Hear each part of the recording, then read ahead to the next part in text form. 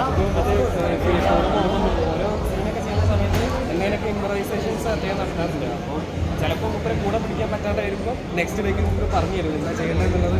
അപ്പോൾ അതിനനുസരിച്ച് ഭയങ്കര സപ്പോർട്ടീവായിട്ട് തന്നെ പോയത്. എന്നുവെച്ചാൽ ക്ലൈമാറ്റ് ഷോട്ടൊക്കെ അത്രയും സപ്പോർട്ടീവായിട്ട് കൊണ്ടുപോകുന്നത് വിൻസി അലോഷ്യസും അവർ രണ്ടുപേരും കൂടി നല്ല ആക്ടിങ് ഉണ്ട്, ഒന്നിച്ച് നല്ല നന്നായിട്ട് ചെയ്തിട്ടുണ്ട്. അപ്പോൾ അവർ എന്തൊക്കെ ഉപദേശങ്ങളാണ് തന്നിട്ടുള്ളത് നല്ല നയിക്കാനാണ്?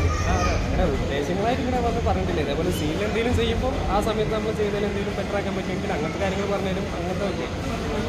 ഷൈൻ്റെ മുൻ പടങ്ങൾ കണ്ടിട്ടുണ്ടല്ലോ, അപ്പോൾ ജീവിതത്തിൽ അദ്ദേഹം ഒരു തിരിച്ചുവരവ് നടത്തണം. അപ്പോൾ ഈ സിനിമ കണ്ടപ്പോൾ എന്ത് തോന്നി മറ്റ് സിനിമകളിൽ നിന്ന് നോക്കിയപ്പോൾ? അപ്പോൾ ഷൈൻ ചേട്ടൻ്റെ ഏറ്റവും ഡിഫറെൻ്റ് ആയിട്ടുള്ള ഒരു കഥാപാത്രമായിരുന്നു. ഇപ്പോൾ ഞാനിതിൻ്റെ സ്ക്രിപ്റ്റ് കേൾക്കുന്ന സമയത്ത് ക്രിസ്ത്യൻ സേവിയർ എന്ന് പറയുന്ന കഥാപാത്രം ഒരിക്കലും നമ്മൾ ചിന്തിച്ചില്ല. ഷൈൻ ടോം ഉണ്ടെന്ന് അറിയുമ്പോൾ ഞാൻ കരുതി വിവേകിനുള്ള കഥാപാത്രമായിരിക്കും ഷൈൻ ചേട്ടൻ ചെയ്യാന്നുള്ളത്. പക്ഷെ പിന്നെ പറയുന്നത് ക്രിസ്ത്യൻ സേവിയറാണ് ശരിക്കും ഷൈൻ ചേട്ടൻ ചെയ്യുന്നത്. അത് കേട്ടപ്പോൾ ഓക്കെ, ഇതുവരെ കേൾക്കാത്തൊരു വെറൈറ്റി ടൈപ്പ് ഓഫ് കഥാപാത്രമായിരിക്കുമല്ലോ. എല്ലാവർക്കും ഭയങ്കര ലൈക്കബിൾ ആവുന്നൊരു ക്യാരക്ടറും അതും കണ്ടാൽ തന്നെ മനസ്സിലാവും എല്ലാവർക്കും ഭയങ്കര ഇഷ്ടപ്പെടുന്ന ഒരു ക്യാരക്ടറാണ്.